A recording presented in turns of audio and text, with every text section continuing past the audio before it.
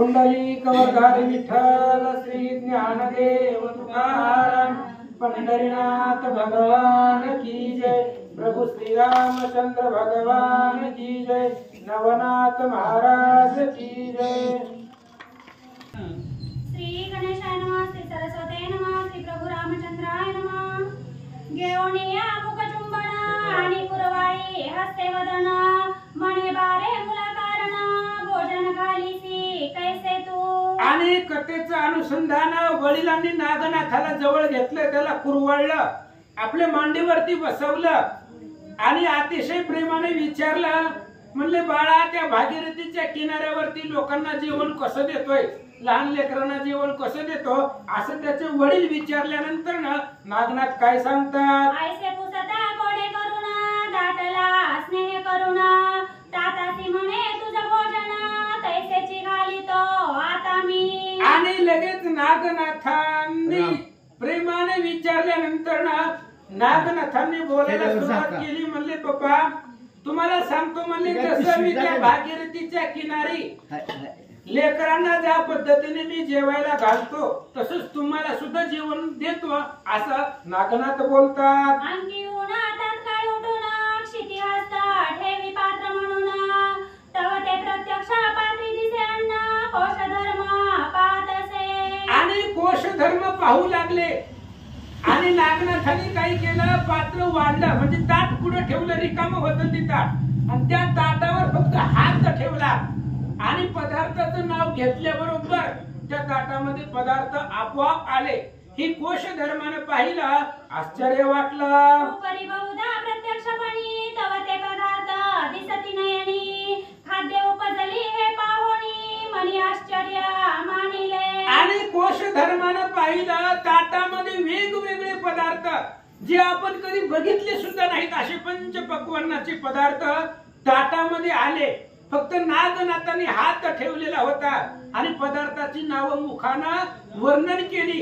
ती सगळी पदार्थ ताटामध्ये पाहिल्यानंतर कोश धर्माला नागनाथांच्या वडिलांना आश्चर्य वाटलं। मग मानत कोणी कोश धर्म म्हणे बाळा होते कैसे कर्म, प्रसन्न झाले त्याचे मन नाम मज लागी सांगावे। आणि लगेच कोश धर्मानं आपल्या लेकराला नागनाथाला विचारलं, म्हणले बाळा हे कसं काय शक्य आहे, फक्त हात ठेवलं पदार्थाचं नाव घेतलं की पदार्थ ताटामध्ये येतोय, ही शक्ती तुला कोणी प्राप्त करून दिली, तुला जो प्रसन्न झालेला आहे, म्हणजे तुम्ही खेळामध्ये गेल्यानंतर तिथं कोण आलेला होता, तुला कोण भेटलेला होता, त्याचं नाव सांग। यावरी म्हणे ताता ऐका मुझे खेळी आले बालक, त्याने सांगितले कौतुक ते तुझ प्रती सांगतो। आणि लगेच नागनाथांनी आपल्या वडिलांना सांगितलं, म्हणले पप्पा सांगतो ऐका, आम्ही रोज भागीरथीच्या नदीच्या किनारी 4-5 आमचं मित्र मंडळ आहे आणि ती खेळायला जातो दुपारच्या वेळेला, आणि आम्ही उगाच आपलं खोटं ताट वाढतो, एकमेकांना जेवण वाढतो, नव्हतं आमच्यापाशी काय, पण असंच चालू असताना अचानक एक दिवस एक लहान लेकरू आमच्या मंडळात शिरला। त्याने माझा हस्त धरून उगाची कान कुंकोन मौळी हस्त ठेवून वाढावया लाविले। आणि काय झालं, त्यावेळेस एक लेकरू आमच्या मंडळामध्ये आलं, आमच्या असणाऱ्या जिथं आम्ही खेळत होतो भागीरथीच्या किनारी, तिथं एक जण आलं, आमच्यासारखंच बाळक होतं, आणि उगाच त्यानं माझ्या कानामध्ये काय सांगितलं मला पण नाही माहिती, काहीतरी बडबड कानामध्ये केली त्यानं, माझं कान फुंकलं आणि फुंकल्या बरोबर पुन्हा काय झालं, परी ते पोरा मुझे मेळी सहजरीती आले खेळी, परी त्या पोरी करुणी रडी वारिले म्या सकळांते। आणि मग ती लेकरू बाहेरचं नवीन होतं, कुणीतरी अनोळखी होतं, अपरिचित होतं, आणि ती लेकरू आमच्या मंडळामध्ये शिरायला लागल्यानंतर बाकीची जी लेकरं होती ती त्याला हिसकावून लावायची, कोणी मारायचं, त्याच्यावरती दगड उगारायचे, असं लेकरांचं सुरू होतं।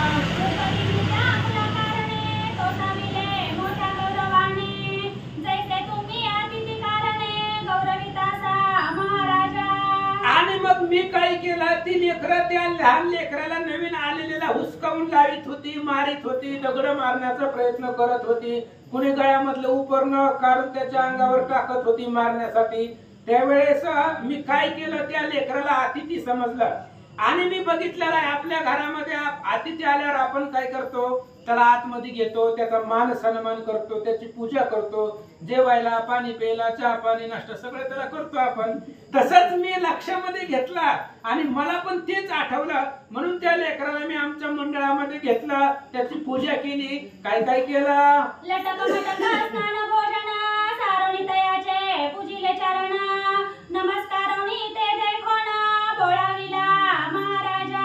आणि ती लेकरू आमच्या मंडळामध्ये आल्यानंतर ना उगाच पाण्याचं स्नान घालण्याचं निमित्त केलं, खोटं खोटं नाव घातलं त्याला, पण माझ्या अंगावरचा कपडे फाडला ड्रेस आणि त्याचं माझ्या असणाऱ्या त्या कपड्यानं त्याचं अंग पुसलं, उगाच त्याला धूप दीप ओवाळण्यासारखं केलं नव्हतं काय आमच्यापाशी, पण त्याला ओवाळलं, मनाचा सुमनाचा हार घातला, हार फुलांचा घातला आणि कल्पनेनं हार त्याच्या गळ्यामध्ये घातला. अशी सगळी मनापासून त्याची पूजा केली. पुन्हा काय झालं, ऐसे कोणी कोश धर्म आल्या अतिथी धरोनी नेम बाळा हाती अतिथी पूजा करून तुष्ट चित्ते बोलवी. आणि मग अशा पद्धतीने कोश धर्मानं पाहिलं आपल्या मुलाचे संस्कार काय असणारे. याचा लहान लेकरू आलं तरी त्याचं आतिथ्य तेवढंच करतोय. कोश धर्माला आनंद वाटला आणि इथून पुढे कोश धर्माच्या घरी जे जे अतिथी येत होते ते आपल्या बाळाच्या म्हणजे नागनाथाच्या हातून त्यांची पूजा करून त्यांचा मान सन्मान करून जेवण वगैरे देऊन त्यांना पाठवित होते. ऐसा पाहुणी विप्रनेम परम संतोषला दत्तात्रय नाम चित्ती म्हणे मार्ग सुगम बाळा लागी लादला. आणि अशा प्रकारे तो जो भेटला होता त्याचं नाव दत्तात्रय आहे, कारण त्यानं मला नाव सांगितलेलं होतं. सोनाम काळाई ओवी येऊन गेली, स्वतःचं नाव सांगून गेले होते दत्तात्रय, आणि दत्तात्रय त्यांचं नाव होतं. कोश धर्माला आनंद वाटला, आपल्या लेकराला दत्तात्रय प्रसन्न आहे. 33 कोटी देवाच्या स्वप्नामध्ये सुद्धा जात नाही. योगी याच्या ध्याने ध्याताना तुळसी असा भगवंत आपल्या लेकराला भेटला, याचा आनंद कोश धर्माला वाटला. तेने करुणी सकळ क्षेत्रात कीर्ती वाढली असंभवित महासिद्ध नारायणनाथ किती काणी आराधिला. आणि मग हळूहळू नागनाथांची महती वाढू लागली, कारण सिद्धी त्यांना प्राप्त होती. वाचा सिद्धी, जे बोललं ती खरं होत होतं, जे पदार्थाचं नाव घेतलं किती येत होता, त्याच्यामुळे नागनाथाची कीर्ती वाढू लागली. रोज असंख्य पंक्ती देऊ लागल्या गावामध्ये.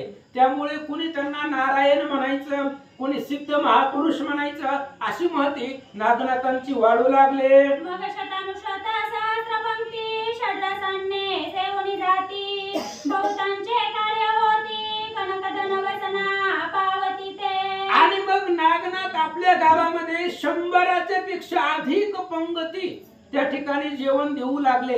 लोकांच्या घरात चुलच पेटना, कशाला मिळतं एवढं पंचपक्वानाचं फुकट भेटायलंय. त्याच्यामुळे सगळेजण येत होती, तिथं तृप्त व्हायची, जेवण करायची आणि तिथून निघून जायची. असंख्य पंक्ती रोजच्या रोज तिथं होऊ लागल्या. तिकडे तिकडे नागेश सिद्ध कीर्तिवाणी ती जनप्रसिद्ध पंचविषया संतोषाणी सिद्ध इच्छाले कामा फळत असे. आणि मग जिकडे तिकडे नागनाथांची कीर्ती वाढली. महासिद्ध कुणी म्हणायचं, कुणी सिद्ध पुरुष म्हणायचं, अशा पद्धतीने त्यांची महती वाढली गेली. पंचक्रोशीमध्ये आसपासच्या गावामध्ये नागनाथांना लोक सिद्ध पुरुष म्हणून ओळखू लागले. मग अंगी आले शहाणपण देहाचे गेले अज्ञानपण एके दिवशी ब्रह्मनंदन ताता जवळी बैसला. आणि हळूहळू नागनाथ लहानाचे मोठे झाले. अंगामध्ये शहाणपण आलं म्हणजे अंगामध्ये तारुण्य आलं. बाळबुद्धी संपली गेली, अज्ञान संपलं, ज्ञानबुद्धी प्राप्त झाली. आणि असे असणारे नागनाथ एक दिवस आपल्या वडिलांच्या जवळ बसले होते. तेव्हा काय विचारलं, तातासी म्हणे महाराज मम हाते पुरे जगाची चोज तरी कवणे अर्थे जगाचे काज कवणे अर्थे पळत असे. आणि सहज वडिलांना विचारलं नागनाथांनी. म्हणले महाराज, आता मला असं वाटतं हे पंचकृषी पुरतच नाही, तर संपूर्ण जगतामध्ये सगळ्या जगामध्ये माझा त्या ठिकाणी असणाऱ्या जगाच्या कल्याणासाठी किंवा संपूर्ण विश्वाला भोजन द्यावं, जगतृप्त करावं, असं या ठिकाणी सांगतात. दत्तात्रय नामे बाळवेशा बाळपणी भेटला आम्हास तरी कोणा महापुरुषा प्रतापी बळे आगळा. नागनाथाने विचारलं, म्हणले मला लहानपणामध्ये दत्तात्रय नावाचा पुरुष भेटलेला होता. मग तू दत्तात्रय कोण आहे? सिद्ध आहे, योगी आहे, काय त्याच्याकडे सामर्थ्य आहे? आणि ही दत्तात्रय जी मला भेटलेली होती लहानपणामध्ये ती नेमकं कोण आहे? तर असा प्रश्न नागनाथ आपल्या वडिलांना विचारतात. तात म्हणे तो दत्तात्रय मुनी त्रयदेवाचा अवतार भुवनी सुफळ प्रारब्धे गेला भेटोनी तुझ लागी पाडसा. आणि त्याच्या वडिलांनी नागनाथाला सांगितलं, बाळा तुला जो भेटलेला आहे तो कुणी साधा सामान्य नाही, या ब्रह्मांडाचा नायक आहे. तो ब्रह्म विष्णू महेश या त्रिमूर्तीचे अवतार म्हणजे दत्तात्रय महाराज आहे. आणि ते तुझ्या भाग्याने तुला भेटलेले आहे. दत्तात्रय जगद्गुरु आहे, ते कोणालाही सहसा भेटत नाही. तुझा आनंद जन्मीचं काहीतरी पुण्य होतं म्हणून दत्तात्रयांची भेट तुला झाली असं कोशधर्म नागनाथाला बोलतात. नागेश म्हणे आता परतो ना कैसा भेटेला त्रिनंदन हे सांगे मजला गुणा निवेदन करी महाराजा. आणि त्यावेळेस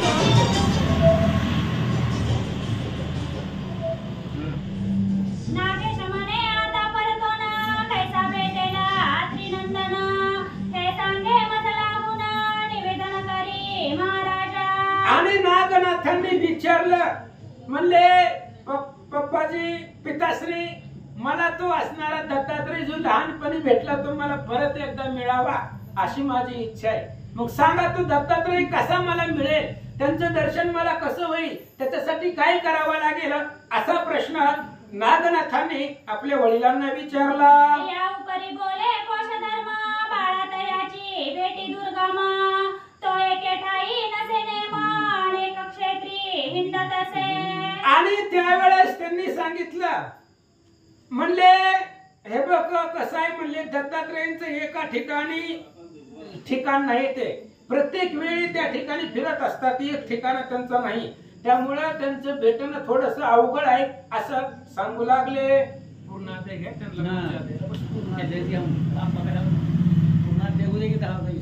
ते घेऊ द्या, त्यांना पुढचा ते घेऊ द्या. पुढच्या अध्यायाला बसवा. कोल्हापूर पंचळेश्वर काशी क्षेत्र मातापूर ऐसी हिंदता अनेक क्षेत्र कोटे पासी पाडसा. आणि लगेच त्यांनी सांगितलं, म्हणले ऐका दत्तात्रयांची फेरी असते, ते कधी कोल्हापूरला असते, कधी काशीला जाते, कधी पांचाळेश्वरला जाते. मग तू कुठं कुठं त्यांना हुडकणार आहे?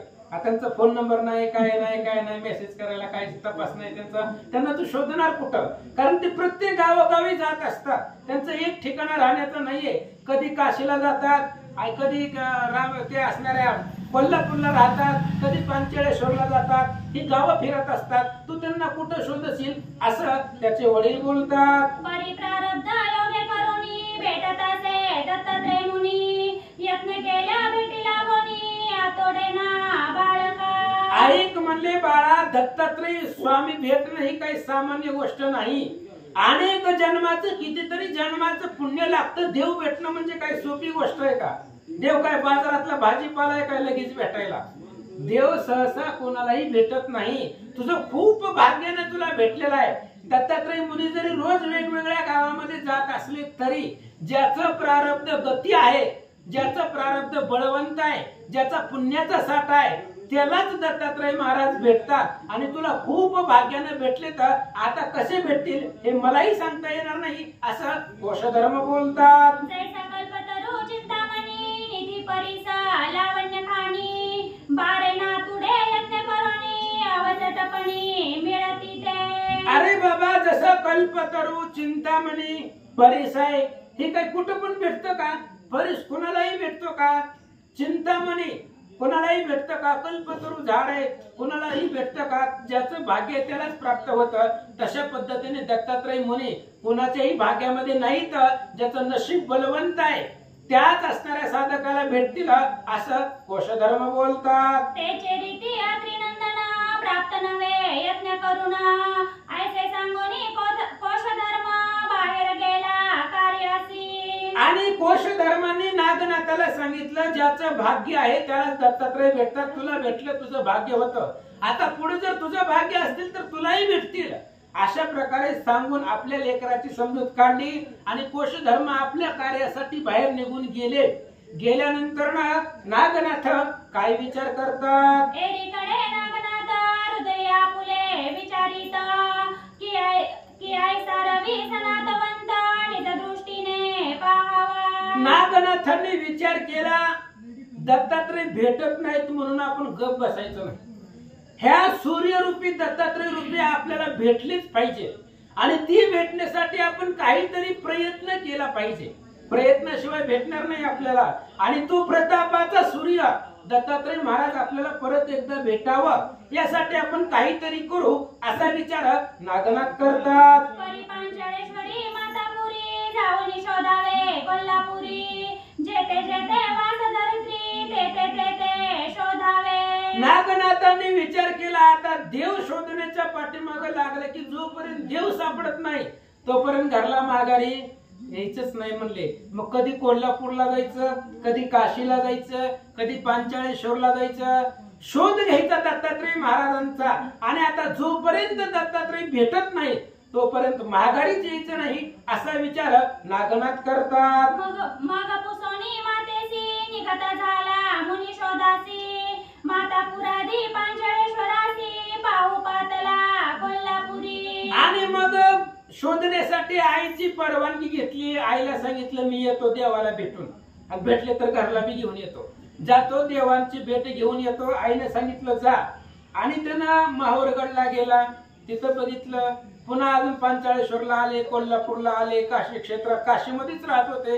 तिथंही पाहिलं. अजून कुठं कुठंही शोध घेतात. ऐका क्षेत्र कोल्हापुरी संचोरोना पुसता होया जनकारणे की येते तो अतिनंदना कोणे ठाई राहत असे. आणि सगळी गावं फिरल्यानंतर कोल्हापूरला गेले.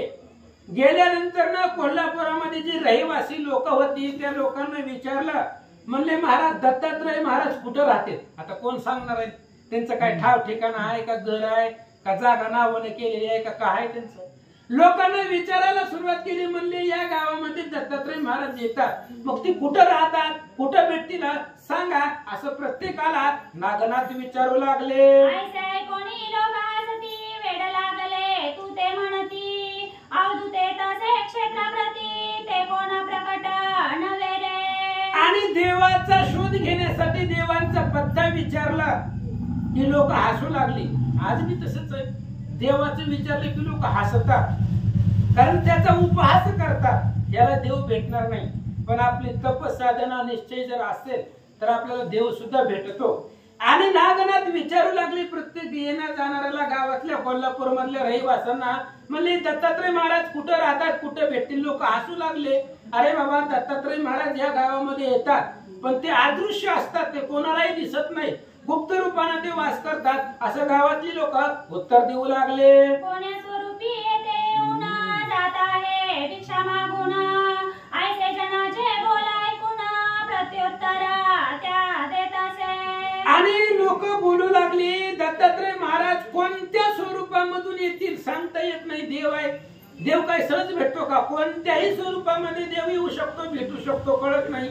त्याच्यामुळे कोणत्या स्वरूपामध्ये कशाने येतात काही लक्षामध्ये येणार नाही अशी लोक नागनाथाला बोलतात. म्हणे ते भिक्षा कारणे येत आहे अत्रिनंदना तरी अन्य क्षेत्री भिक्षा मागणे तया घडत नाही की. लोकांनी सांगितलं बाळा तू दत्तात्रयांच्या शोधासाठी आहे पण एक मार्ग सांगतो.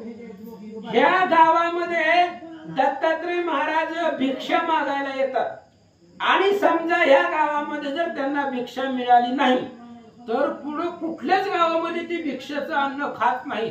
ह्याच गावामध्ये जे मिळेल ते खातात. त्याच्यामुळे भिक्षेसाठी दत्तात्रय महाराज या गावामध्ये येतात. त्यावेळेस तुझी भेट होईल असं लोक बोलतात. म्हणती त्यासी भिक्षा मागावी कोल्हापुरासी या व्यतिरिक्त अन्य क्षेत्रासी अन्न नसेवी मागोनी. गावातले लोक सांगू लागले. म्हणले बाळा तुम्ही दत्तात्रयांच्या शोधामध्ये आहे तर दत्तात्रय महाराज याच गावात भिक्षा मागतात. ही जर गाव सोडलं तर बाहेरच्या गावचं अन्न दत्तात्रय महाराज स्पर्श सुद्धा करत नाहीत, खायची गोष्ट लांब आहे. ह्या गावामध्ये जे मिळेल तेच खातात असं लोक सांगू लागले. अन्नक्षेत्री तयान्न चित्तीन वाटे सुडाळपण या सम कैसे ग्रामण पुण्यक्षेत्र हे असे. आणि हे खूप पुण्यक्षेत्र आहे कोल्हापूर. आधी जगदंबेचा वास त्या गावामध्ये आहे आणि दत्तात्रय या असणाऱ्या गावावरती श्रद्धा आहे. ह्या गावामध्ये जे मिळेल ते दत्तात्रय खातात भिक्षा रूपानं. बाहेर अन्यत्र गावामध्ये ते कुठेच खात नाहीत, जेवण करत नाहीत किंवा भिक्षा मागतही नाही. या गावामध्ये जे मिळेल ते खातात. म्हणून ही पुण्य पावन क्षेत्र कोल्हापूर आहे असं लोक बोलतात. ऐसे क्षेत्र पुण्य पावन जरी या गावी न मिळे अन्न तरी उपवास करी नंदन पर्यान्य क्षेत्री सेविना. आणि जरी समजा एखाद्या दिवशी ह्या गावामध्ये दत्तात्रयांना अन्न भेटलंच नाही तर त्या दिवशी दत्तात्रयांचा गुरुवार असते, उपवास करते दत्तात्रय महाराज. पण त्या दुसऱ्या गावातलं अन्न सेवन करत नाही. जर नाहीच मिळालं तर उपाशी राहतील, पण दुसऱ्या गावातलं अन्न सेवन करणार नाहीत असं लोक बोलू लागले.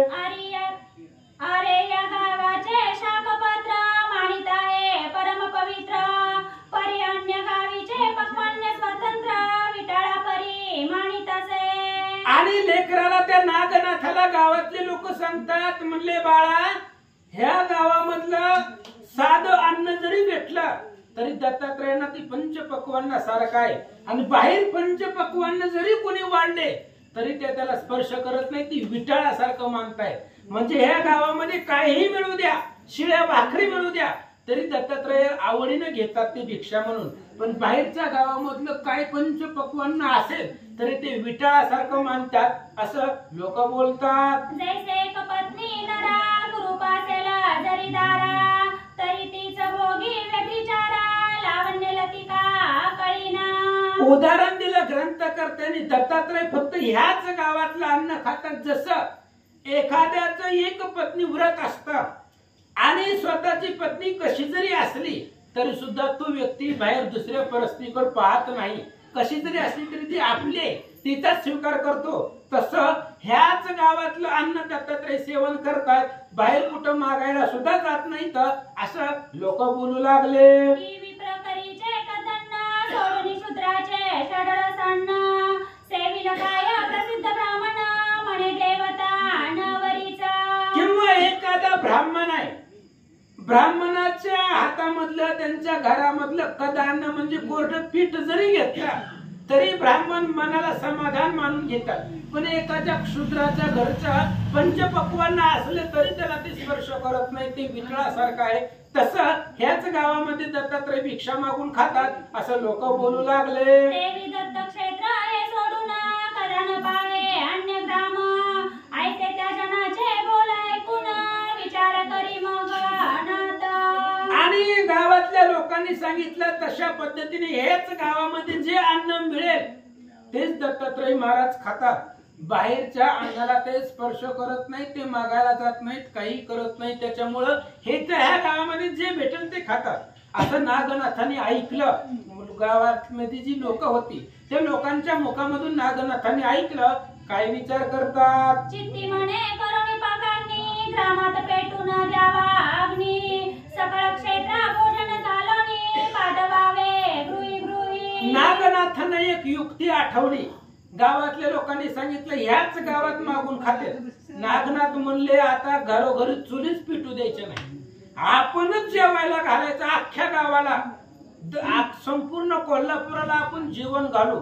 एकाच्याही घरामध्ये चूल पेटू द्यायची नाही. मग दत्तात्रय महाराज आपल्याकडे येतील असा विचार नागनाथ करतात. मग तो स्वामी येता भिक्षेसी कोटोनी अण्णा वाढीती त्यासी मग सहजाची स्वकीर्तीसी आपण पासी येईल की. नागनाथांनी बुद्धी चालवली. म्हणजे आपल्याला सिद्धी प्राप्त झालेली आहे, त्याच्यामुळे संपूर्ण कोल्हापुराला आपण जेवण देऊ. एकाच्याही घरामध्ये चूल पिटूच द्यायची नाही. मग दत्तात्रय महाराज जर घरोघरी भिक्षा मागायला दिले तर घरामध्ये चूलच पेटलेली नसेल तर कोण त्यांना भिक्षा देणार आहे. मग सहज कीर्ती ऐकत ऐकत दत्तात्रय महाराज आपल्याकडेच येतील असा विचार नागनाथ करतात. येईल परी सिद्धांना येणार नाही भिक्षे लागून ह्याची ओळखू जाणून गुण पाय वंदावे तयाचे नागनाथांनी विचार केला दत्तात्रय मुनी सिद्ध अन्न म्हणजे तयार केलेलं अन्न सेवन करत नाही ते कोरडं पीठ वगैरे भिक्षामध्ये घेतात ते स्वतः बनवून खातात आणि पंचपक्वानाचं सिद्ध अन्न दत्तात्रय महाराज घेणार नाही मग ह्या कोल्हापुरामध्ये जर कोणी अन्न न घेता चालला त्याच्या पाया पडायचं मग तो कोणीही असू दे तोच दत्तात्रय महाराज आहे आता हे पंचपक्वानाचं जेवण कोण नको म्हणणार आहे पण दत्तात्रय महाराजांचं व्रत आहे सिद्ध अन्न ते सेवन करत नाही त्याच्यामुळं जर आपल्या इथून जर कोणी माघारी रिकाम्या हातानं न जेवता चालला तर त्याच्या पाया पडू तोच दत्तात्रय असेल असा विचार नागनाथ करतात आणि माझे विचारोनी नाम गेला आहे योग ध्रुम तरी तोही भेटेल कृपे करून नामाभिधान ऐकोनी आणि माझं जर नाव वाढलं नागनाथांनी जेवण दिलं असं जर नाव लौकिक झालं तर लहानपणी जेव्हा मला भागीरथीच्या तीरावरती दत्तात्रय बाल रूपामध्ये भेटले होते तेव्हा त्यांनी स्वतःचंही नाव सांगितलं होतं आणि माझंही नाव त्यांनी विचारलेलं होतं त्यामुळे गावातल्या लोकांच्या मुखामधून जर माझं नाव ऐकलं तर ते दत्ताच्या कानावरती पडेल आणि त्यांना आठवेल हाच नागनाथ आहे जो ज्याला आपण लहानपणी ही सिद्धी प्राप्त करून दिलेली आहे मग ते सुद्धा माझ्या भेटीला येतील असा विचार नागनाथ करतात आणि मजही गेला सांगोनी जाण की सेवू नको सिद्धांना आणि काते खाली भोजन तुष्ट करी सुधारती आणि मलाही त्यांनी तेव्हाच सांगितलं होतं जेव्हा लहानपणी बाळ वेशामध्ये भेटले काल ऐकलं आपण दत्तात्रय महाराजांनी बाळ वेशामध्ये नागनाथाला सांगितलं बाळा म्हणले अख्ख्या त्रिभुवनाला जेवण दे पण तू बनवलेलं अन्न तू खायचं नाही आपण योगी आहोत नवनाथामधली नाथ पुढे होणार आहे त्याच्यामुळे दत्तात्रयाने ओळखलं होतं आविर्होत्र नारायणाचा अवतार आहे त्याच्यामुळे तू बनवलेलं सिद्ध अन्न स्वतः सेवन करायचं नाही बाकी संपूर्ण त्रिभुवनाला जरी दिलं तरी चालेल अशा प्रकारची खूण लक्षात येईल असं विचार करतात आयसी सांगोनी गेला माता तो सेविनार नाही सिद्धांना ते आयसा उपाय योजनी चित्तात लक्ष्मी देवळी संचारला आणि विचार केला नागनाथांनी आता संपूर्ण कोल्हापुराला आपण जेवण देणार आहे सगळेजण इथं जेवणार आहे जो जर दत्तात्रय मुनी इथं आले असतील तर ते हे अन्न खाणार नाहीत सेवन करणार नाही ज्या वेळेस अन्नाचा नकार देतील त्याच वेळेस आपण त्याचे पाय धरायची अशी युक्ती नागनाथांनी केली आणि कोल्हापूरमध्ये जी काही देवीचं लक्ष्मीचं महालक्ष्मीचं जे मंदिर आहे त्या मंदिरामध्ये नागनाथ गेले भेटोनी पुजारी यासी ओवरी एक रहिवासी रावयासी मागोनी घेता ती प्रीतीसी बंदोबस्ती नेटकी आणि लक्ष्मीच्या माता लक्ष्मीच्या मंदिरामध्ये नागनाथ गेले तिथल्या पुजाऱ्याला भेटले आणि राहण्यासाठी एक ओवरी म्हणजे खोली आता मंदिर भव्य दिव्य असणार ते कोल्हापुरामधलं आणि तिथली एखादी खोली नागनाथांनी आपल्याला राहण्यासाठी पुजाऱ्याजवळ मागितली होती पुजारी भक्तिवान अतिथी पूजा करून नित्य पंक्तीची घेऊन भोजनाते सारितसे आणि त्या महालक्ष्मीच्या मंदिरामधला जो पुजारी होता कोल्हापूर मधला तो भक्तिवान होता नागनाथ त्याच्याकडे गेल्यानंतर ना आधी त्याला आतमध्ये घेतलं त्याची पूजा केली त्याला जेवण दिलं जेवण वगैरे सर्व झाल्यानंतर ना पुन्हा पुजारी काय बोलू लागला ऐसे लोटता काही दिवस पाचारोनी पुजाऱ्यास म्हणे माझे आहे मानस ग्रामभोजन घालावे त्या पुजाऱ्यांनी नागनाथाला राहण्यासाठी एक खोली लक्ष्मीच्या मंदिरामधले अनेक खोल्या असतात त्याच्यामधली एक दिली अनेक दिवस नागनाथ तिथं राहिले आणि एक दिवशी नागनाथांनी त्या पुजाऱ्याला बोलवलं लक्ष्मी मातेची जी पूजा करत होता त्या पुजाऱ्याला बोलवलं आणि त्याला सांगितलं महाराज मला आता असं वाटतंय संपूर्ण कोल्हापुराला जेवण द्यावं ग्राम भोजन द्यावं अशी माझी इच्छा आहे असं नागनाथ बोलतात परी तुम्ही साया होवनी माते खटपटीसह सारावे नृत्य तव तो हसोनी बोले त्याते फार बरे आहे जी आणि त्यावेळेस पुजाऱ्याने सांगितलं मी जेवण देतो पण एकट्याचं काम नाही त्याच्यामुळे खटापटी तुम्हालाही करावी लागतील भांडी आणणं मांडणं धुणं पंक्ती वाढणं हे काम तुम्हालाही करावं लागेल मी एकटं काय करणार पुजाऱ्याने सांगितलं ठीक आहे महाराज, तुम्ही खर्च तर करा, पुढच्या आमच्या आम्ही बघू म्हणले. जेवणासाठी तुम्ही अन्न सिद्ध करा, बाकी तुम्हाला आम्ही मदत करतो असं पुजारी बोलतात. आम्ही खटपट करू सगळं परी तुम्हा पासे कोटे आहे अन्न उगाची कैसे ग्राम भोजन सबळ सामर्थ्य असावे. आणि पुजाऱ्याने सांगितलं महाराज तुम्ही म्हणाल ते काम करू, आम्हाला काय जातंय काम करायला, भांडे वगैरे आणू, धुवून देऊ, जेवायला वाढू, पण तुम्हीच आमच्या इथं भाड्यानं राहता, म्हणजे तुम्हीच खोली मागून इथं राहिला, तुम्ही आमच्या पाशी एवढ्या दिवस जेवला आणि तुम्ही गाव जेवण कसं काय देणार. म्हणजे सामर्थ्य असेल तर माणसानं बोलावं ना. ती पुजारी बोलू लागला तुमच्या पाशीच काही नाहीये आणि तुम्ही सगळ्या गावाला जेवण देण्याचा विचार कसं काय करता, असं पुजारी नागनाथांना बोलतात. नाथ म्हणे ऐका वचन सर्व सामग्री ठेवली करुण परी खटपटीची अंगवण खरा कार्य सिद्ध हे. नागनाथांनी सांगितलं हे बघा अन्न तयार आहे, तुम्ही फक्त ताट आणणं, सगळे पदार्थ आणणं, ते असणारी वाढणं ही तुम्ही खटापटी करा, काम करा, कार्य करा, असे अन्न सगळं तयार आहे असं नागनाथ सांगतात. मग तो अवश्य मनोनी त्याते बोले आमुचे काय जाते पुण्यासाठी धर्मकृत्य घडून येते आम्हासी काय पुजाऱ्याचं मत आहे. त्याने सांगितलं तुम्ही जर गाव जेवण देत असाल तर आम्हाला मदत करायला आमचं काय जातं, हे पुण्याचं काम आहे. जेवण देणं म्हणजे पुण्याचं काम आहे. अन्न समान नसे दान, व्रत नसे एकादशी समान, तेवी धनुर्धरा समान. आन नाही धनुर्धर तेवी रामचंद्रा समान. जसं अन्नासारखं दान जगतामध्ये नाही, म्हणून तुम्ही अन्नदान करताय, आम्ही मदत करतो, पुण्याचं काम आहे असं पुजारी बोलतात. ऐसे बोलूनी नाता ते पुजारी गेला स्वकार्याते एकीकडे ओवरिता काय करी महाराजा. आणि मग पुजाऱ्याला सांगितलं, पुजारी आपापल्या घरी निघून गेला आपापलं कार्य बघण्यासाठी. आणि इकडे जी खोली दिलेली होती ओवरी नागनाथांना राहण्यासाठी, त्या ओवरीमध्ये त्या खोलीमध्ये नागनाथ गेले. काय विचार करतात. कोरडे अन्नाचे घेऊन नाम क्षितिजी ठेवी कर पद्म तो धान्य राशी पर्वत समान तया ठाई बैसल्या. आणि नागनाथ आपल्या खोलीमध्ये गेले आणि गेल्याबरोबर जमिनीवरती हात ठेवला आणि हात ठेवल्याबरोबर धान्याची नावं घेतली. तांदूळ असेल, ज्वारी असेल, बाजरी असेल, फक्त तोंडाने नाव म्हणायचे त्यांना. नाव घेतल्याबरोबर जमिनीवर हात ठेवल्याबरोबर अन्नाच्या त्या असणाऱ्या धान्याच्या राशीच्या राशी घरामध्ये तयार झाल्या. ऐशा परी अपार राशी निर्मित झाला स्वकरेसी मृत स्नेहादी साठवणासी ओरी माझी विरजावीत. आणि अशा प्रकारे अन्नात जे काही धान्य होतं, म्हणजे तांदूळ असतील, ज्वारी असेल, बाजरी असेल, अनेक प्रकारचे धान्य, त्या धान्याची रास म्हणजे ढिगाऱ्याचे ढिगारे घरामध्ये तयार केले.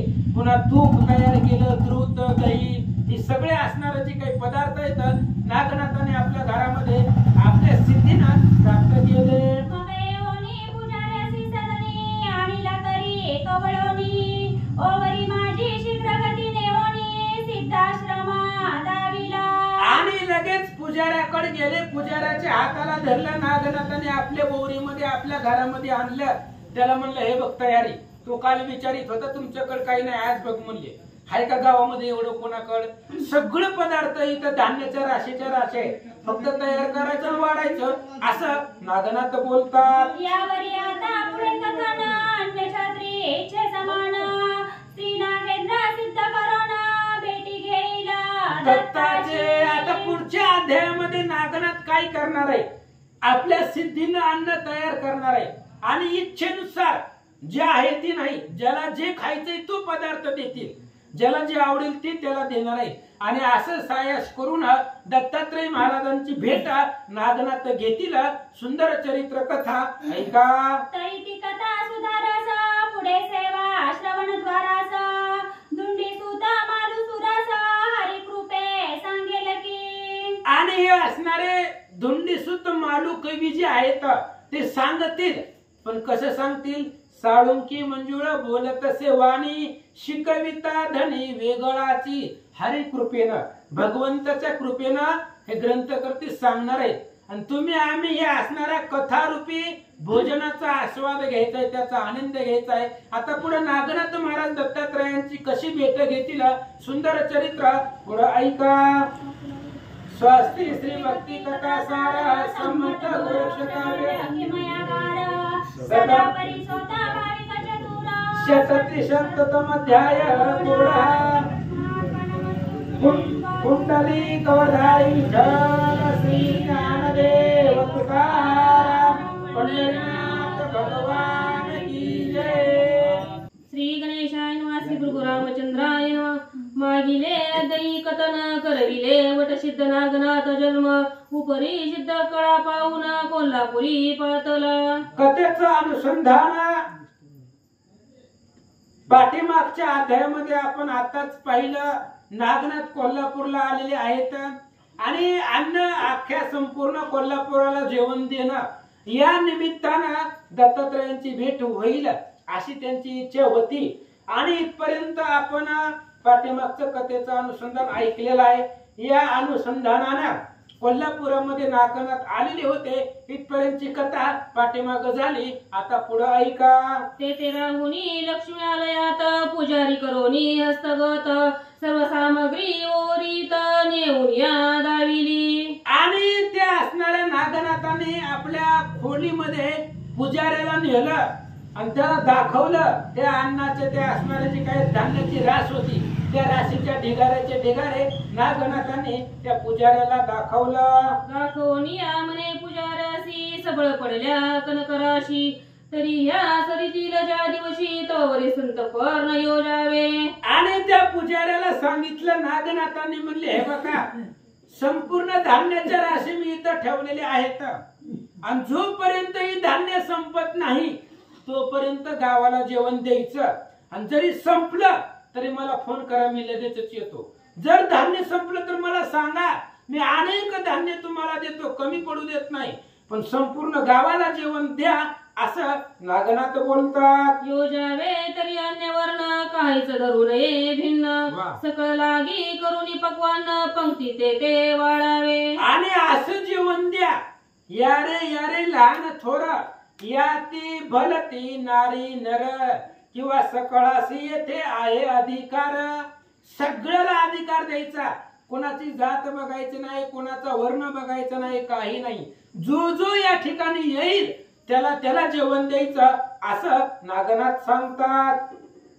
गावा माझी सकळ कारणे पेटू द्यावे पाती अन्न दिवेळा त्रिवेळा घालून भोजन तुष्ट करावे सकळा ते. नागनाथ सांगू लागले ते पुजाऱ्याला म्हणले हे बघा गावामध्ये चूलच पेटू द्यायची नाही. गरज पडली तर दिवसातून 2 वेळा 3 वेळा 24 तास जेवण चालू ठेवा. एक जण किती एक जण 2-2 3-3 वेळा जेवू द्या काय फरक पडायला आपल्याला. किती बी वेळा आणि एकदा जेवून गेला परत आल्यावर त्याला हाकलायचं नाही जेवण द्या. किती बी वेळा येऊ द्या त्यांना जेवण द्या. कोणालाही माघारी पाठवू नका आणि प्रत्येकाला 2-2 वेळा 3-3 वेळा दिवसातून जेवू द्या असं नागनाथ सांगतात. सेठ सावकार राजा रंक सकळासी आलोनी ओपावा पाक अत्याजादी भूदेव लोक तुष्ट करावे सर्वांशी. आणि सगळ्याला जेवण द्या कोणालाही माघारी पाठवू नका. नागनाथांचा प्रयत्न कशासाठी दत्तात्रयांची भेट घेण्यासाठी आहे. त्यामुळे महागारी कुणालाच पाठवू नका. शेठ येऊ द्या गावातला सावकार येऊ द्या श्रीमंत येऊ द्या दरिद्री येऊ द्या गरीब येऊ द्या रोगिष्ट येऊ द्या कोणीही येऊ द्या कारण दत्तात्रय कुणाच्या रूपामध्ये येतील सांगता येत नाही. त्यामुळे कुणालाच माघारी पाठवू नका असं नागनाथ सांगतात. सांगुनी पुजारा ते श्रीकामाटी अनविती कार्योगे अपरिमिती सकामकामी योजिले. आणि पुजाऱ्याला सांगितलं पुजाऱ्याने लगेच 5-6 कामगार बोलवले. आता सिद्ध होतं ऐश्वर्य होती सत्ता होती सामर्थ्य होतं त्याच्यामुळे अनेक कामगार बोलवले आणि त्यांच्या हातून जेवण बनवायला सुरुवात केली. काय करतात तिथी नेम करून मांडव मंडप उभारून पाका लागी स्वच्छ करून सर्व काम चालविले. आणि त्या पुजाऱ्यानं अनेक 4-5 लोक बोलवले काम करण्यासाठी. तिथे देवीच्या मंदिरामध्ये भव्य दिव्य मंडप टाकला. शुभ दिवस पाहिला आणि त्या दिवशी अन्न बनवायला सुरुवात केली. मग शिष्टाशिष्टी ग्रही धाडून तया दिदले आमंत्रण एरीकडे पाक निर्माण करावया लाविले. आणि इकडं त्या देवीच्या मंदिरामध्ये जेवण बनवण्यासाठी सुरुवात केली आणि काही लोक प्रत्येक घरोघरी जात होते आणि जेवणाचं आमंत्रण देत होते.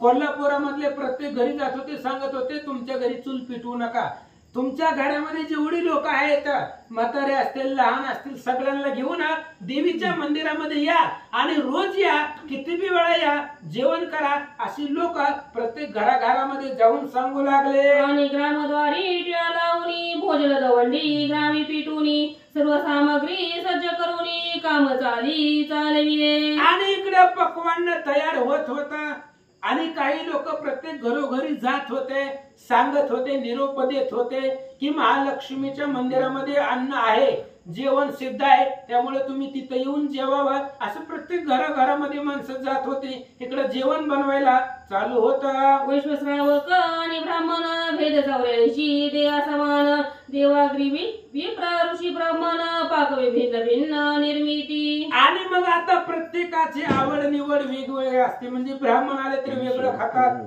देव ऋषी आले तर वेगळं खातात, शैव आले तर त्यांचं वेगळं जेवण असतं. सगळ्याचं सारखं नसतं ना, कोणाच्या आवडी निवडी वेगवेगळ्या असतात. त्यामुळं ज्याला ज्याला जे जे पाहिजे, ज्या ज्या वर्णामधला ज्या ज्या जातीमधला जो जो व्यक्ती आहे त्याला त्या त्या पद्धतीने मनाचं जेवण बनवायला सुरुवात केली. पंचद्राविड देश मुलतानी मारवडी गुजर हिंदुस्थानी हुसेनी प्रौढ मिळवणी देश जाती मिळाला. आणि देशामधली लोक येत होते अनेक प्रकारे. गुजरात, मारवाड, अशा प्रकारे द्रविड नावाचा आहे, अशा प्रकारे अनेक ठिकाणी जाऊन प्रत्येक देशादेशीमध्ये जाऊन ही माणसं त्यांना निमंत्रण देऊ लागले.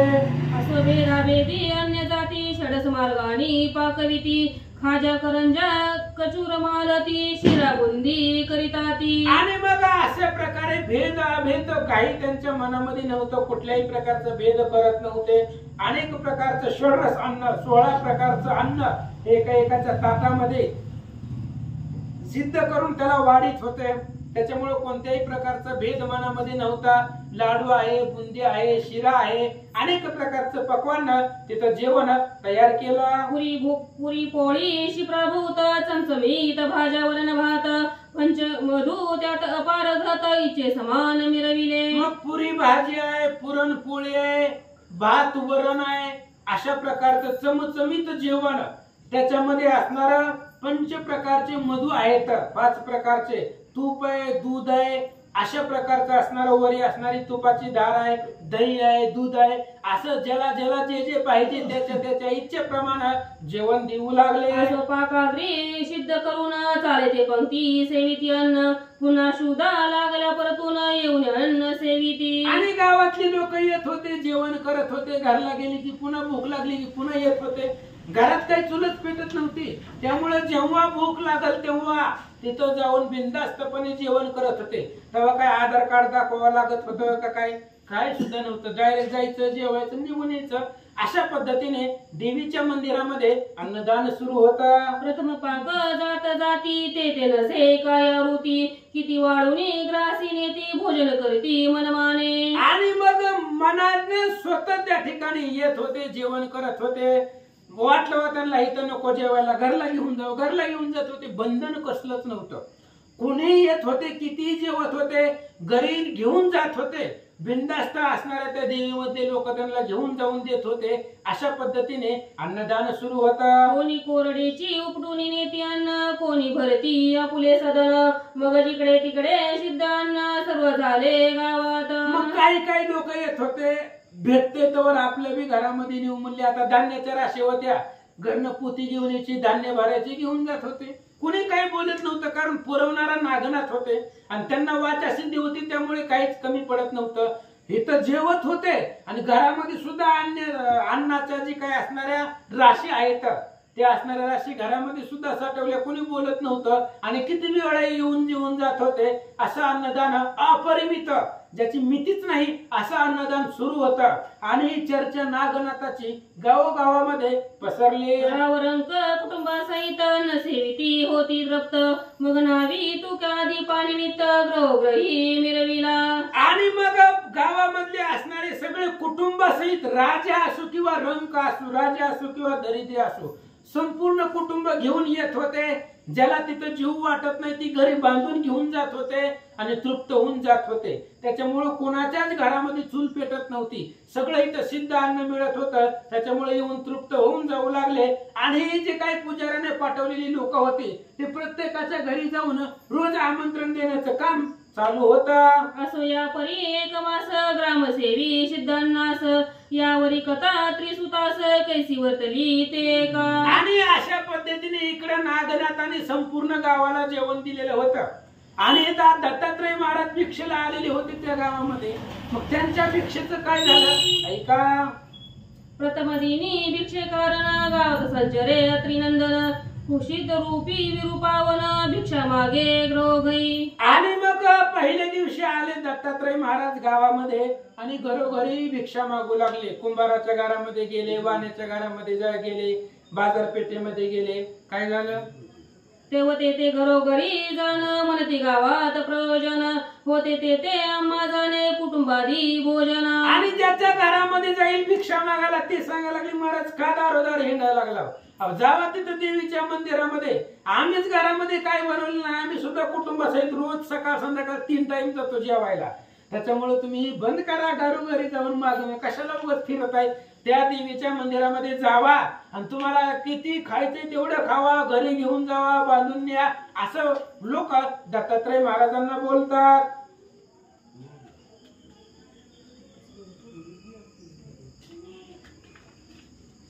बरोबर आहे का.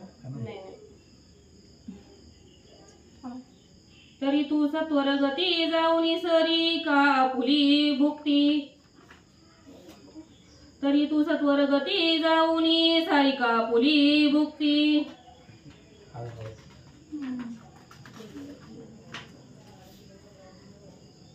व्यर्थसिनी कायसा प्रती वाईट कदन इच्छोनी. आणि लोकांनी सांगितलं म्हणले महाराज कशाला दारोदार हिंडायला लागला. तुम्ही जावा त्या देवीच्या मंदिरामध्ये. अहो तुम्ही तर महाराज आहेत. तुम्हाला गेल्या गेले मान सन्मान देतील, खायला देतील, घरी न्यायचं असलं घरी घेऊन जावा. उगाच दारोदारी कशाला शिनताव, शरीराला कष्ट कशाला देत आहो. त्या देवीच्या मंदिरामध्ये जावा असं लोक दत्तात्रयांना बोलू लागले. उत्तम पाक न टाकून व्यर्थ कासिनसी दरिद्रीवान कामोदेनुचे कास्यानन कांडल कोंडा का बक्षावा. अरे बाबा कसं आहे म्हणले दत्तात्रय महाराजांना गावातली लोक बोलताय पंचपक्वान्नाचं जेवण त्या देवीच्या मंदिरामध्ये भेटतंय. मग इथं कोरड्या पिठासाठी भाकरीसाठी कशाला दारोदारी हिंडत आहे म्हणले. पंचपक्वान्नाचं जेवण आहे. अहो गाईचं उत्तम अशा प्रकारचे दूध सोडून बाकीच्या पदार्थाची काय गरज आहे असं लोक बोलतात. कल्पतरू बैसल्या ठाईचे समान पदार्थ देई मग काशी नावे दावणी पायी मिळावया भुक्ती दे. अहो कल्पतरू नावाचं झाड आहे आणि त्या कल्पतरू म्हणजे असे सामर्थ्य आहे. त्या कल्पतरू नावाच्या झाडाखाली जर आपण गेलो आणि त्या झाडाखाली बसून मनामध्ये कामना जरी केली तरी ती प्राप्त होते. मनातली कल्पना पुरवणार ते झाडाच्या खाली गेल्यावर पाहिजे ते भेटतंय. मग विनाकारण दारोदारी हिंडून फिरून पाय कशाला दुखवायचे तर असं उदाहरण देऊन लोक सांगू लागले. लागून मग चाकरी कायसा करावी हिमा कारण भाग्या तुडताय पियुष पान मग वल्ली रसायन काय इच्छावे. कशाला समजा परिसच भेटला तुम्हाला तर धन प्राप्तीसाठी पगारीसाठी काम करायचं असतंय का.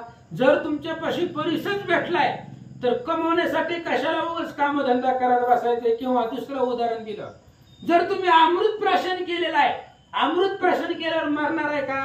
जर मरतच नसेल तर औषधी वल्लीन वनस्पती कशाला शोधायचे.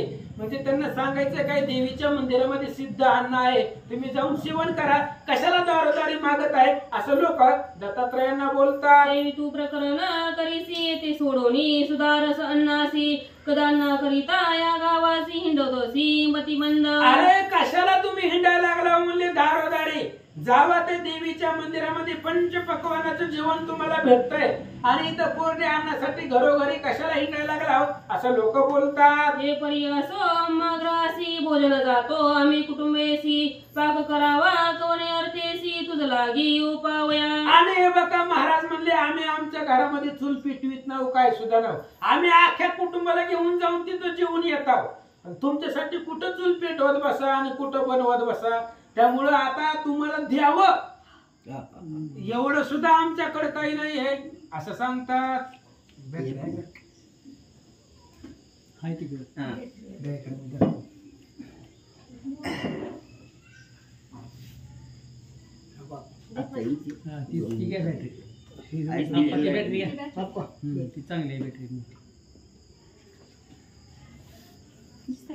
ठेवा समोर ठेवा दिसते तिने काही द्यायची दिसते ना. ऐसे घरोघरी भाषणे होती तथायत रे कारणे मग मनात म्हणे प्रयोजन जाऊन पाहू निज दृष्टी. आणि अशा प्रत्येक घरोघरी प्रत्येक घराघरामध्ये हेच ऐकायला भेटत होतं दत्तात्रय महाराजांना. आणि मग दत्तात्रयांनी विचार केला जाऊच म्हणले देवीच्या मंदिरात एकदा बघूच नेमकं कोण आहे आणि कोण संपूर्ण या असणाऱ्या सिटीला शहराला कोल्हापूरला कोण जेवण देतय असं कोण सामर्थ्यवान आहे डोळ्यानं बघू असा विचार दत्तात्रय करतात. ऐसे योजनी स्वचित्तात तेथे पातला तो कोणात उभा राहुनी पाकशाळेत पाक लक्षात आणि तसे. आणि लगेच गेले दत्तात्रय महाराज तिथे गेले देवीच्या मंदिरामध्ये आणि गेल्यानंतर ना त्यांच्या लक्षामध्ये आलं ही सिद्ध अन्न आहे ही बनवलेलं अन्न आहे आणि आपण असं अन्न सिद्ध अन्न खात नाहीत सेवन करत नाहीत घेत नाहीत असं विचार करतात. तो महाराज योग कारण देखता नोळकी सिद्ध अन्न थोडी किरीता नग समान होय पार न पचविता. आणि मग विचार केला महाराजांनी विचार केला ही जी आहे सिद्धी अन्न ही योगेशिवाय घडत नाही. आपल्याला बनवता येतं का मनात येईल ती इच्छा बनवता येत नाही आपल्याकडे सिद्धी नाही आपण योगी नाहीत. त्याच्यामुळे ही जी कोणी केलेलं आहे तो कोणीतरी योगी असावा योग्याशिवाय ही अन्न एवढं कोणालाही बनवता येणार नाही असा विचार दत्तात्रय महाराज करतात. एक पोळी पाडताची लागली परिसहस्री वाढी गेली ऐशा चिन्हे ओळखली सिद्ध कळा महाराज. ही तर दत्तात्रय महाराज आहे सगळ्या नवनाथांचे नाथाचे मचिंद्रनाथ आहेत आदिनाथ उमा बीज प्रगटले ह्या मचिंद्रनाथांना विद्या देणारे दत्तात्रय महाराज आहे. नाथ संप्रदाय तिथून आहे. त्यामुळे विचार केला दत्तात्रय महाराजांनी सिद्धी कळा ओळखली.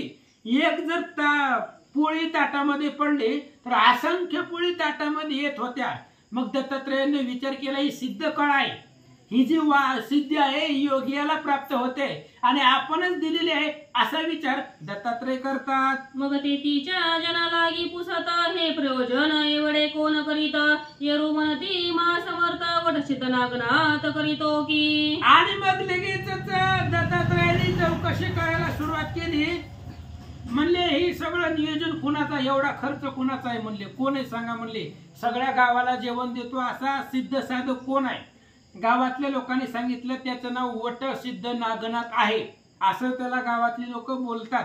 नागनाथ त्यांचं नाव आहे असं लोकांनी दत्तात्रयांना सांगितलं. ऐसे कोणी अत्रिसूत तेथी खून जाणली स्वयचित्तात की म्या मुलासी सिद्ध पदार्थ काशी क्षेत्री ओपिले. आणि नागनाथ नाव ऐकल्यानंतर ना दत्तात्रयांच्या लक्षामध्ये आलं आपण काशीला गेलेलो असताना लहान लेकरं खेळत होती आणि त्याच्यामध्ये नागनाथ नावाचं एक लहान लेकरू होतं आणि त्या बाळाला आपण ही सिद्धी कळा दिलेली होती असं दत्तात्रयांना आठवलं. तरी त्याचे नाव होते यथार्थ वटसिद्ध नागेश नागनाथ.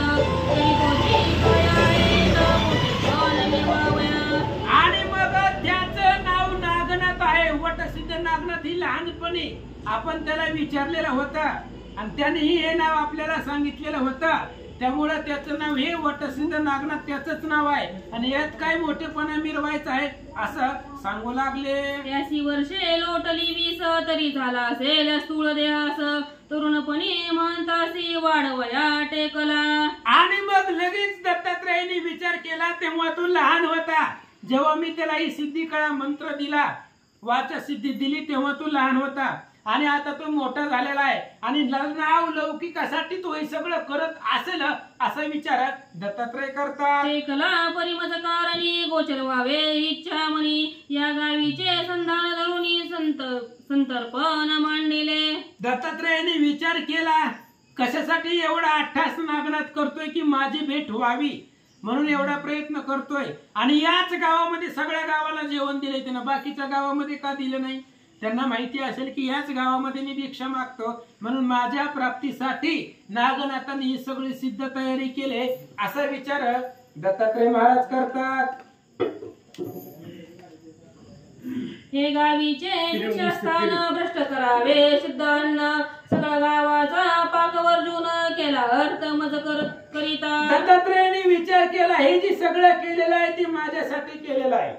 सगळ्या गावामध्ये चूल पिटू दिली नाही या गावामध्ये एकाही घरामध्ये आणि सगळ्या अख्ख्या गावकऱ्यांना इथं देवीच्या मंदिरामध्ये जेवण देतोय ही माझ्या प्राप्तीसाठी नागनाथ करतोय असा विचार दत्तात्रय करतात. आता असो कैसे आजचा दिन करू उपवास ऐसे योजनी स्वचित्तास स्वामी ते दोन्ही चालिला.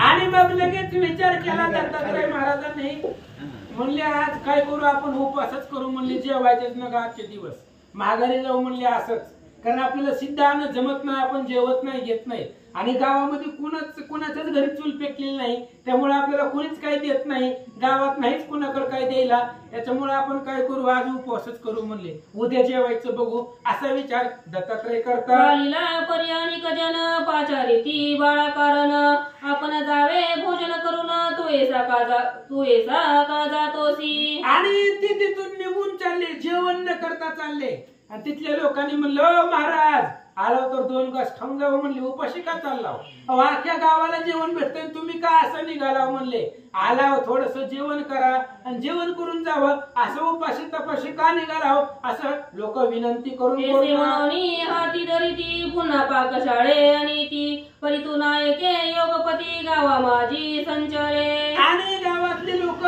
जाऊन त्याच्या हाताला धरून जेवायला बसवलं पण दत्तात्रय महाराज जेवत नव्हते तिथून उठून निघाले कोणाचंही ऐकत नव्हती सिद्ध अन्न आपल्याला खायचं नाही जेवायचं नाही म्हणून तसंच उठून गावामध्ये निघाले. मग कणधान्यासी भिक्षा करीत लोक पुसता त्या ते वदत की आमुचा नेम भिक्षा रहित अन्न सेवित नाही जी. आणि मग घरी जाऊन पुन्हा असणाऱ्या कोरडं धान्य घ्यायचं त्याचं स्वतः बनवायचं. लोकांनी विचारलं महाराज असं का करायला लागलं सिद्ध पंचपक्वान्नाचं जेवण आहे स्वतः तुम्ही असणार हाताने करून खाताव. त्यावेळेस त्यांनी सांगितलं आम्ही असं सिद्ध जे अन्न आहे ते जेवण करत नाहीत खात नाहीत असं महाराज बोलतात. सगळ्या लोकात शुष्क अन्न मागुनी घेत काशी क्षेत्रे जाऊन त्वरित भोजनाते सारित असे. आणि गावातल्या लोकांना सांगितलं दत्तात्रयाने म्हणले महाराज आम्ही तयार अन्न खात नाही त्यामुळं धान्य पीठ काय असेल तर ती द्या.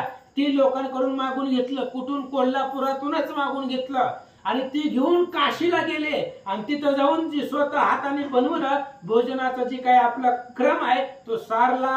ऐसी रीती 1 मास लोटून गेला सहज स्थितीत परिनागनाथ स्वचित्तास विचार करीती पै झाला. आणि अशा पद्धतीने 1 महिना झाला दत्तात्रय महाराज येत होते कोरडा अन्न गावात मागत होते आणि बाहेर गावी जाऊन काशीला जाऊन अन्न बनवून जेवण करत होते. 1 महिना झाला नागनाथांनी विचार केला अजून दत्तात्रय महाराज भिक्षेसाठी कशी आले नाहीत जरा गावात चौकशी करावी असा विचार लोटला 1 मास स्वामी दिसे न मास मग बोलावूनी ग्रामस्थास पुसता झाला महाराज. आणि मग लगेचच 1 महिना गेल्यानंतर नागनाथ आपल्या बाहेर आले खोलीच्या गावातल्या लोकांना विचारू लागले म्हणले कुणी आलं होतं का न जेवता गेलं का नेमकं विचार ह्या महिन्यामध्ये काय झालंय किंवा काही लौकिक लोकांनी आश्चर्यासारखं बघितलं का अशी चौकशी करू लागले. म्हणे गावात कोणी येत अतिथी आहे भिक्षावंत तव ते म्हणती सिद्धनाथ एक अतिथी तो की. आणि गावातल्या लोकांना नागनाथ विचारतायत म्हणले आपल्या गावामध्ये कोणी अतिथी येतोय का आणि न जेवण करता किंवा इथलं अन्न न सेवन करता कोणी जातोय का. त्यावेळेस गावातल्या लोकांनी सांगितलं 1 महाराज येतोय म्हणले बघा इथलं जेवत नाही काय नाही फक्त कोरडं धान्य पीठ मागून घेऊन निघून जातोय असं लोकांनी सांगितलं. तिचे तुमचे अन्न न सेविता मागतो भिक्षा करून आम्ही पुसता म्हणतो नेम माझा ऐसा आहे की. आणि आम्ही त्याला लांब आला जेवण करून जावा असं उपाशी जाऊ नका. आम्ही खूप प्रेमाने सांगत होतो. आता जेवायलाच तयार नाही तेवढं आम्ही सिद्ध अन्न तयार करून दिलं होतं, प्रेमानं दिलं होतं, पण खायलाच तयार नाही. त्याला आम्ही काय करू? अशा पद्धतीचा विचार केला. आणि मग आता काय होतं ऐका. पुंडलिक वरधारी विठ्ठल श्री ज्ञानदेव तुकाराम पंढरीनाथ भगवान की जय.